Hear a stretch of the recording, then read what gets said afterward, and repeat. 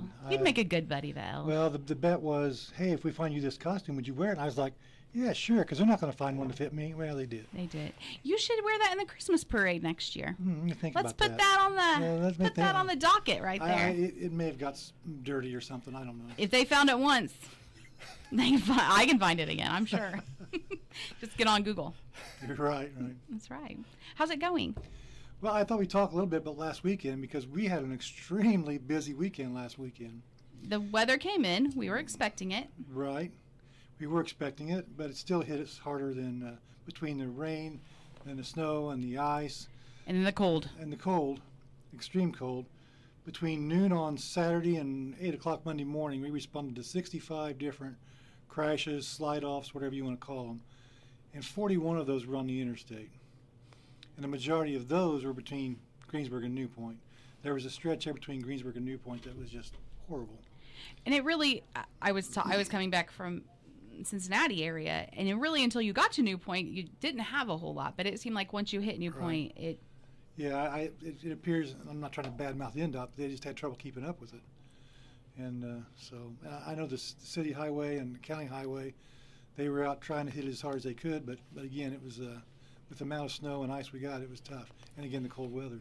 And it's, we need to talk about some reasonable driving skills because that tends to be where we kind of lose sight of. Well, again, I've got Sergeant Patrick Grau with me here. He was out Sunday morning, and his car got hit while he's out there working a crash. And, his red and blues were flashing. Still, he got hit because it was slick. And I was driving out there to check on him, and I decided not to stop because it was just a big skating rink. So I called him real quick and just kept going because I didn't want to be involved in a crash myself. So it was treacherous. It was very treacherous, and we had again lots of wrecks. Slowing down, paying attention. Slowing down and paying attention, and really just staying home if you don't really need to go anywhere. Of course, we all like to get out and go, but if Walmart is not an emergency. Usually. Most times. Usually, yes. 90% of the time. Unless you needed to finish your Christmas shopping. You still have days to go. You're right. That was not, yeah. I'm not going to go see Mark. I'm not buying a car this year. You're not going to? No. Connie would probably really like a new car. She probably would. He'll put a bow on it for you. I don't need a bow, thank you. He's a tough cookie, isn't he? Yes, he is. So anyway, Sergeant Grau is going to talk a little bit about our traffic safety partnership because, again, it's an important project we got going on. We want to make the public aware that we're still going to be out enforcing some of these laws. All right. Yeah, so our CHIRP program, which is the Comprehensive Highway Entry Reduction Program, was awarded in November of this past month. Our traffic safety partnership consists of the Sheriff's Department here in Decatur County, the St. Paul Police Department, New Point Police Department, and the Decatur County Communications Center. Right now we have 10 officers that participate in the program. The grant year that was funded for fiscal year 26 was $58,000, which is split up amongst 3 separate projects. Our DUI traffic enforcement, our Click It to Live It, which is formerly Click It or Ticket, and then our SAVE program, which is a stop arm violation enforcement. Right now we're in the middle of our first blitz of that 26 enforcement period, which started on November 19th and runs through December 31st. And a little bit for you on that one, our SAVE program, which is part of that first blitz, we've already got one violator that was arrested off of reckless driving for that. The DUI traffic enforcement program, we've already gotten multiple OWI arrests off of that since November 19th. And that's mainly looking for alcohol and drug impaired driving. It's a Class C misdemeanor in Indiana unless there's extenuating circumstances that bump it up past that, which is 60 days in jail or up to a $500 fine, however the judge deems appropriate on that one. Our Click It to Live It enforcement, which is mostly our seatbelt programs, the Click It or Ticket, what everybody seems to know it as, but also it's the distracted and aggressive driving programs as well. So you'll see us a lot on the county roads or state highways where we're looking for, the obvious speeders or driving with their phone in their hand or something like that. And during this first Blitz program, we've had over 150 traffic stops just from those, and obviously multiple citations that have followed because of that. And that was just starting in November, right? That was November 19th, yeah. And it'll run for the fiscal year 2026. So will you go through different blitzes, or is this just going to be a continual throughout the year? Right. No, there's multiple blitzes that'll go. This is just the first one that we're trying to do before the winter break, basically. And the thing is all of the things that you're talking about are preventable. Oh, 100%. Absolutely. So how do we prevent those things? Slow down. That's the biggest one. Everybody always seems to be in a hurry nowadays, but speed is the #1 factor in a lot of our fatality accidents in the state. And staying off the phone, I am amazed. I was in traffic yesterday in downtown Indy and completely amazed at how many people I could look around and see, and they're on their phone. Even when they're walking. That's what. All the time. Yeah. Like everybody. Nobody's looking up. They're looking down at their phones and walking. Yeah. Yeah, it's quite the fad, I guess. Well, and I learned like, and I hear this more with teenagers. We've had several conversations, but like they're watching things on their phone as they're driving. Yeah. Like Right. I can barely just drive and get somewhere I'm going, let alone try to pay attention to it. What kind of car you drive? Don't worry about it. It's fine. Don't worry about it. What people don't think about, too, is the amount of distance that you travel just in the couple seconds that you're looking at your phone. I mean, that can make a life or death decision just by checking a quick text or whatever on your screensaver. And wear your seatbelt. Like, Yeah. just Yeah. like that's been going on forever. So. Yeah. So again, we must make the public aware. We're going to be out there looking, and if you can save yourself some time and some money, stay off the phone. Don't drink and drive. Put your seatbelt on. And watch out for school buses. The school buses. That's a big, and Doug over at Byright always says that as well. But watching for those stop arms, allowing yourself plenty of time to stop, Right. and you can see a school bus coming, I hope so. Yeah. or you Otherwise should not be driving. Right. Yeah. So, yeah, the last thing we really want is one of our little kids getting on the bus. We don't want that tragedy whatsoever. So we hit those really hard. Let's talk a little bit about the OWIs and the DUIs, because we're coming into holiday season, We are. and you need to make good choices, no matter what, no matter when it is. Right. But save grandma, in the words of the sheriff. Yeah. Make sure you got a designated driver. That's the important thing, because, again, we don't want anybody getting hurt in a crash. If you want to go to jail, I guess that's on you, because we have room. But we just as soon not do that. The inn is not full yet. The inn is not full. No. But when we do have pretty good meals there, we can take care of you if need be. But we really rather not. Yeah, just not the place to spend Christmas, No, New it's Year's, not. either one. And out of the two holidays, do you find that one of them is worse than the other as far as? It's been my experience in my years. New Year's Eve is usually one of the safest nights of the year because they know we're out looking that night. I think so. Everybody does, for the most part, pre-plan a little bit for that night. It's the other ones that just sneak up on It you. is, yeah. Mm-hmm. Now, do we know when the next blitz will be? Or It's sometime in the start of the spring for 2026.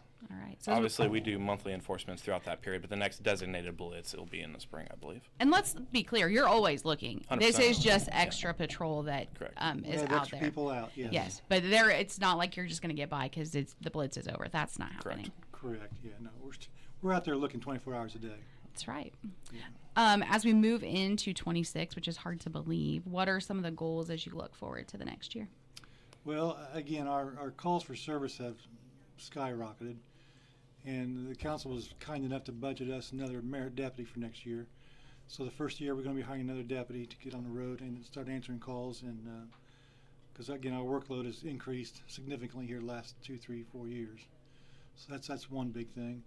We've accomplished a lot in the first 3 years between body cams and dash cams, and that has saved the county a lot of money. I mean, yeah, they were expensive to buy them, but they have saved the county a lot of money in lawsuits. And it saved us a lot of time and energy when we have complaints on deputies, because we can go back and review the video. And a lot of times we get complaints on deputies that are obviously not valid. And once we look at the video, the people understand that maybe I was wrong. So we've got to accomplish a lot. There's still more to do, but I'm excited about coming in the future because we have a great staff, both merit deputies, patrol deputies, and detention deputies.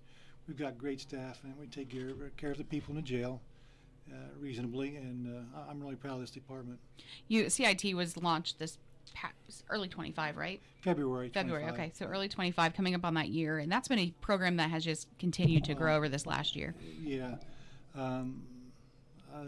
3 or 4 weeks ago, Mike's numbers were at like 350 calls for service.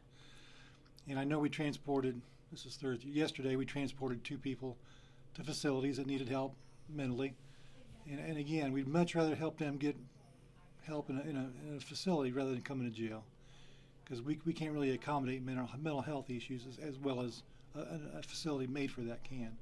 So we've been very proactive in getting our CIT involved in calls where they need to be and getting people help. It's been great too to see. I feel like, and you're working out there on the road, but have you found that useful for you having that backup? Very much so. Yeah, we had go through special training to be able to assist with mental health, but it's not our area of expertise. We're kind of a see-all, do-all type of thing, whereas CIT's sole designation is helping people in a mental crisis. So it's nice to be able to call in somebody that has the experience in that field to be able to assist more effectively. Yeah, just yesterday we transported one person to Greenwood, and we transported another person to Aurora. The CIT did. So again, that's time that doesn't involve our merit deputies, road deputies. They can be out answering calls while CIT's taking care of that. And that's been a big workload off of our merit deputies. As you look, anything in 26 that you're looking to change or alter from what you're doing now? Nothing significant. Again, we've made the big changes we need to make. Again, it's more of a, from this point on, training and making sure we're doing things the right way. What are we looking forward to with Christmas? It's coming. What's a Christmas tradition in your household? Well, we always have a Christmas at our house on Christmas Eve with my kids. Funny story about one of my grandsons. He's 10 years old, and him and some of his classmates were talking the other day about Santa Claus and whether he was real or not. And my grandson acknowledged that he doesn't think there's a Santa Claus. But where he's tripped up is he's not sure who eats the cookies and drinks the milk. Oh, what a question. Yeah, he's a thinker. Uh-huh. Yeah. So he's halfway there, I think, maybe. Oh. You know, in our household, if you don't believe, you get underwear. Really? Uh-huh. Well, I must be a believer every year. That's right. See, the spirit lives on. Right. What about for you? What's a Christmas holiday memory for you? So Christmas breakfast has always been something. Christmas morning breakfast has always been something in my family, and my wife and I are looking forward to hosting it this year in our new house. So well, that's kind of exciting. carrying on the tradition, shall we say? Very exciting. And I know, we have those that are incarcerated. Is there any happenings within the jail during this time? They do get a special Christmas meal, so we do plan for that. Other than that, there's really nothing to speak of, no. All right, very good. Any other news from the sheriff's department? I don't mean to be quiet, but I'm okay being quiet. You're okay being quiet? Yeah, I am. We just, your grandma got run over by a reindeer. It's been running to remind people to keep grandma safe. Keep grandma safe. That's very important. That's right. Keep her safe and not run over this holiday season. Yes. We don't want grandma hurt. We don't want you going to jail. Yeah, the jail thing, it doesn't seem appealing to me. So, we'll. I think sometime you should come in and just experience it. Well, I was in there before. They had people in there. Before it was occupied. Yes, before it was occupied. Well, I think you should come in and experience it, from beginning to end. Bring you in to the Sally Port, book you in, give you a meal, then you could write a book or tell stories or whatever you'd like to do. I think that'd be a great idea. I don't know. I don't know about that. I'm up for a lot of things. That one I'm not sure. Oh, well. I'll think on it. We'll treat you right. We might get it we might make it to like Dateline though. Like if we did a piece on it. Ooh, yeah. Yeah. See, you got to think big. That helps. Well, again, sometimes I'm not looking for publicity. Come on now. Yeah. I got to live on the edge. Well, we'll be looking forward to Buddy the Elf next year in the Christmas parade. Okay, you'll forget it by then. I will not. And I'm sure there are people out there that will help us make sure that happens. Sometimes I say too much. It happens. Well, you guys have a Merry Christmas, Happy New Year. Thank you for all that you do. We know you guys give a lot of family time to take care of the community, so Merry we appreciate Christmas, that. Decatur County. All right, guys, it's 8:47 here on Tree Country, 1330.